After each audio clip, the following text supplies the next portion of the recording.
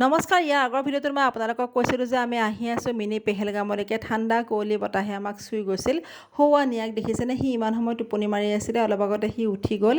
এতিয়া পাইছে ৰাতিপুৱা 9:40। আমি আহি পাই গ'লোঁ আমি আগতীয়াকৈ ঠিক কৰি ৰখা এই ৰিজৰ্টখনৰ গোটেই অংশটো বা দৃশ্যটো মই আপোনালোকক ওপৰৰ পৰাহে দেখাইছোঁ। আমি যিবোৰ কটেজ ঠিক কৰিছিলোঁ সেইবোৰ আছে তলত গৈও মই আপোনালোকক পৰিৱেশটো দেখাম। কিমান বেছি ধুনীয়া আৰু ভাল লগা নহয়নে? নদী, পাহাৰ, শিল, পাইনগছ, এটা খুব ভাল লগা পৰিৱেশ। এনেকুৱা এটা পৰিৱেশ বিচাৰি আমি আহিছোঁ।